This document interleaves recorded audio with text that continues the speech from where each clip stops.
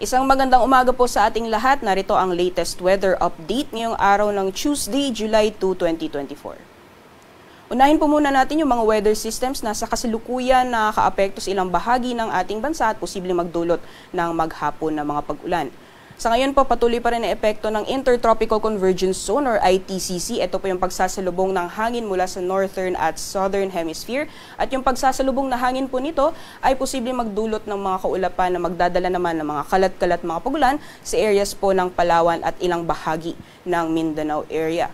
Sa nalalabing bahagi naman po ng ating bansa, patuloy ang epekto ng easterlies. Ito naman po yung mainit na hangin na nanggagaling sa karagatang Pasipiko. Although nakaapekto po sa may eastern sections ng Luzon at Visayas, asahan po natin sa nalalabing bahagi ng ating bansa, magpapatuloy pa rin yung mainit na panahon. Although may mga tsansa pa rin ng mga biglaan o mga panandaliang buhos ng ulan, dulot naman ng mga localized thunderstorms, kadalasan po yan sa hapon o sa gabi. So monitoring lamang po tayo ng mga thunderstorm advisory na nilalabas po ng ating Pag-asa Regional Services Division. Sa ngayon po, wala din tayong binabantayan na low pressure area o bagyo sa loob at labas ng ating Philippine Area of Responsibility. Kaya for the next 2 to 3 days ay wala po tayong inaasahan na bagyo o low pressure area na makakaapekto sa anumang bahagi ng ating bansa. Kaya asahan po natin magpapatuloy yung mainit na panahon sa malaking bahagi ng ating kapuluan, liban na lamang yung mga tsansa ng mga localized thunderstorms. Sa magiging lagay po ng panahon natin ngayong araw dito sa Luzon, gaya po ng nabanggit natin kanina, mainit na panahon pa rin ang inaasahan natin at may mga tsansa pa rin ng mga biglaan o mga panandaliang buhos ng ulan kadalasan sa hapon o sa gabi dulot ng mga localized thunderstorms. At sa agwat naman po ng temperatura para dito sa Lawag, maglalaro mula 26 hanggang 33 degrees Celsius, 17 to 25 para naman sa Baguio City.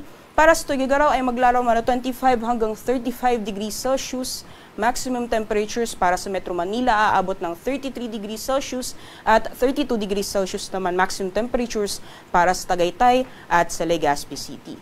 Samantalang sa nalalabing bahagi po ng ating bansa, gaya po ng nabanggit natin kanina, dulot ng epekto ng Intertropical Convergence Zone, nakakaapekto sa may Southern Mindanao as well as Palawan. Asahan po natin ang posibilidad ng mga kalat-kalat mga pulan para sa Palawan at Zamboanga Peninsula. Samantalang sa nalalabing bahagi po ng Visayas and Mindanao area, magpapatuloy pa rin po yung mainit na panahon, although mataas po yung tsansa ng mga localized thunderstorms, lalong-lalo na dito sa may area ng Western Visayas, kaya paniiyak po yung ating mga kababayan dyan sa mga posibilidad na malalakas na mga pag-ulan na posibleng magdulot ng mga pagbaha o pagguho ng lupa. Sa agwat naman po ng temperatura para dito sa Kalayaan Islands ay maglalaro mula 25 hanggang 33 degrees Celsius. Agwat naman po ng temperatura for Puerto Princesa, pati na rin sa mga piling syudad dito sa Visayas, maglalaro mula 26 hanggang 32 degrees Celsius. Agwat naman temperatura for Zamboanga, pati na rin sa Cagayan de Oro ay maglalaro mula 25 hanggang 32 degrees Celsius. At para naman sa Metro Davao, maglalaro mula 24 hanggang 32 degrees Celsius. Sa kalagayan po ng ating karagatan, wala pa rin tayong gale warning na nakataas sa anumang baybayin ng ating bansa.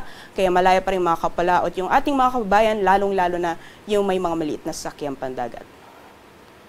Ngayong umaga, si Haring Araw ay sisikat ng 5:31 AM at lulubog mamayang 6:29 PM. Para sa karagdagang impormasyon, bisitahin lamang po ang aming social media accounts at ang aming website pag-asa.dust.gov.ph. At yan lamang po latest mula dito sa Pag-asa Weather Forecasting Center. Ako po si Rhea Torres. Magandang umaga po sa ating lahat.